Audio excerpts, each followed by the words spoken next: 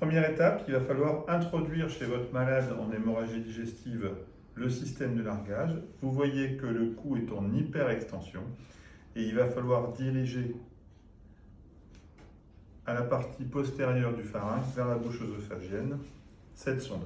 Il faut bien sûr, comme à l'accoutumée, utiliser le cale-dent et utiliser votre index pour guider la sonde afin qu'elle prenne le virage correctement. Une fois qu'on est dans l'œsophage, les choses sont plus simples. On descend progressivement jusqu'à arriver dans l'estomac. Alors l'estomac, le cardia est en général à 40 cm. Si vous allez mesurer lors d'une endoscopie immédiatement au préalable ou dans les jours précédents la hauteur du cardia, vous positionnez votre sonde, votre cale jaune au bon endroit. Première étape, vous bloquez le porte-prothèse, le caté-porteur, contre vous. Vous faites sauter la sécurité numéro 1. Une fois la sécurité numéro 1, vous poussez le caté-porteur en maintenant la gaine fixe par rapport au malade, c'est-à-dire l'inverse de ce qu'on fait d'habitude pour gonfler, pour larguer un stent. Vous allez utiliser votre seringue, l'UR-Lock 2,50 ou plus exactement 2,60 pour y mettre 2 fois 50, soit 100 ml dans le ballon. La valve anti-retour vous permet de mettre ça aisément. Bien sûr, on met de l'air et non pas de l'eau afin de garder une élasticité suffisamment mousse du ballon. Vous allez tracter tout le système afin que le ballon positionne correctement la partie aval du stent, exactement au niveau du cardia et du bas des varices œsophagiennes. Votre ballon bloque le système, vous ne pouvez pas remonter plus haut. Vous calez bien le caté-porteur contre vous, vous enlevez la sécurité numéro 2, et là, exactement comme on largue un stent œsophagien, le caté-porteur ne bouge pas, c'est la gaine autour du stent qui vient vers vous. Et vous voyez que le stent prend sa place progressivement, avec un pourcentage de raccourcissement qui est assez faible.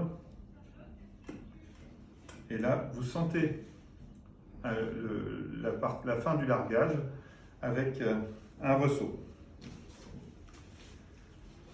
À la partie terminale, on va continuer à translater cette gaine autour du stent sur le caté-porteur et pousser cette petite rondelle qui va libérer la valve et dégonfler le ballon. Pour plus de sécurité, vous enlevez la valve anti-retour. Et là, on a un device qui va pouvoir remonter ballon dégonflé sans frotter sur le stent. Et votre stent est en place, comprime les varices œsophagiennes. Et voilà.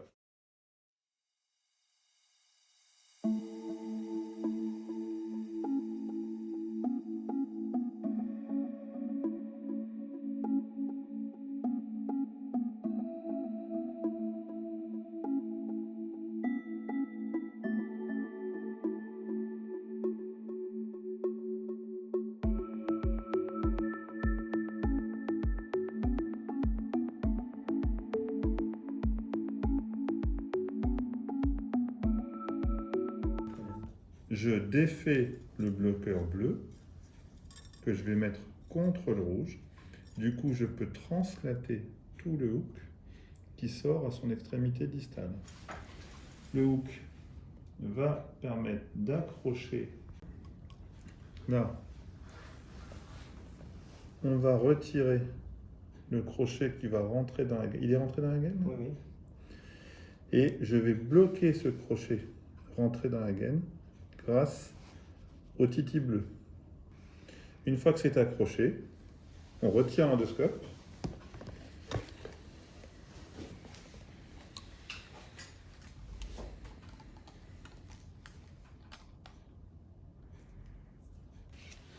Et là, le crochet ne peut pas se libérer puisqu'il est pris dans la gaine.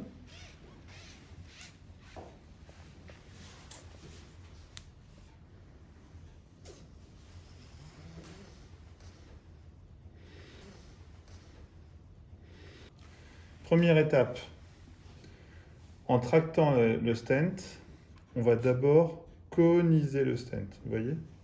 Il est complètement conisé. Et une fois qu'il est conisé, je vais bloquer Paul grâce à cette petite vis blanche. Et du coup, je peux lâcher la gaine métallique et le crochet qui est bloqué à cet endroit-là. Maintenant que c'est bloqué, je n'ai plus qu'à descendre la gaine. Et c'est la gaine qui descend sur le stent. Le stent ne bouge pas par rapport à l'œsophage. Donc il n'y a pas de translation du stent sur les varices, pas d'hémorragie. Je n'ai plus qu'à remonter tout le système sans aucun frottement sur les varices œsophagiennes.